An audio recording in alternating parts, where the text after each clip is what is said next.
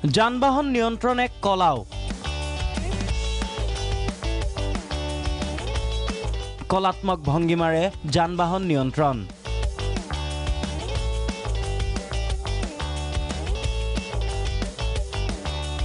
দৃষ্টি হৰিছে যাত্ৰীৰ পথচাৰীৰ।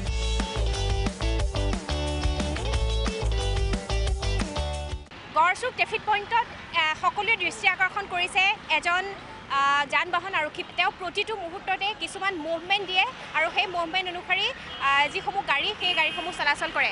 আপোনাৰ এই মুভমেণ্টটো কেনেকৈ মনত আহিল? মোৰ মুভমেণ্টটো মই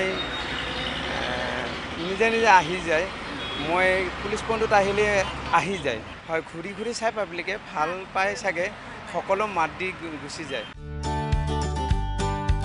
বিশেষ ভংগীমাৰে যান-বাহন নিয়ন্ত্ৰণ কৰি যাত্ৰীসকলৰ আকৰ্ষণৰ কেন্দ্ৰবিন্দু হৈ পৰিছে গড়চুক ট্ৰেফিক পইণ্টৰ এইগৰাকী আৰক্ষী মায়াৰাম দাস।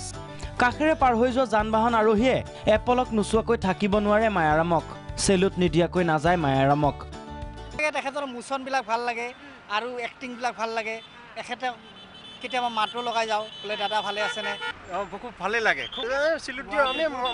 পুলিচৰ এক নম্বৰ ট্ৰাফিকৰ কিয় ভাল লাগে? তেওঁ পজিশ্যন যোনটো কোনো গাড়ীৰ অসুবিধা নাই। গড়চুক অঞ্চলত বিখ্যাত হৈ পৰা মায়াৰাম দাসক কোনে অনুপ্ৰেৰণা যোগাইছে এই ক্ষেত্ৰত, ক'লে প্ৰাগ নিউজক।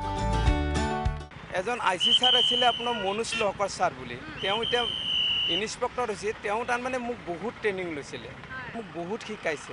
ছাৰে প্ৰায় কৈছে এইটো ডিউটিটো খুব ভাল হৈছে, তো এইটো দি থাকচোন বাৰু। মায়াৰামে যেন মায়াৰে বান্ধিছে যাত্ৰীক। সদা ব্যস্ত গুৱাহাটীত মায়াৰামৰ এই ভংগীমা দেখি খন্তেক আমোদ পাইছে যাত্ৰীয়ে। সেয়ে সকলো যাত্ৰীৰ প্ৰিয় হৈ পৰিছে মায়াৰাম দাস। আৰক্ষীসকল সততেই সন্মুখীন হয় বিভিন্ন সমালোচনাৰ, কিন্তু আৰক্ষীৰ কৰ্মনিষ্ঠাকো প্ৰশংসা কৰা লোকৰ সংখ্যা অধিক। এইবাৰ আৰক্ষীৰ কৰ্মনিষ্ঠা দায়িত্বৰ প্ৰতি লক্ষ্য ৰাখি 3টা ট্ৰেফিক পইণ্টত সংযোজন কৰা হ'ল 3খন ফেনৰ।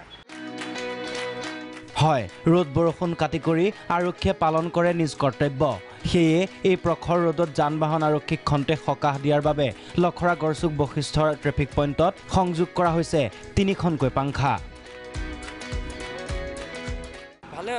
ভালে পাইছোঁ, মানে আমাৰ IC ছাৰে দিয়াৰ পৰা মানে অলপ বহুত সুবিধা হৈছে। কিছু পৰিমাণে আৰাম পোৱা গৈছে আৰু অকণমান ঠাণ্ডা পোৱা গৈছে।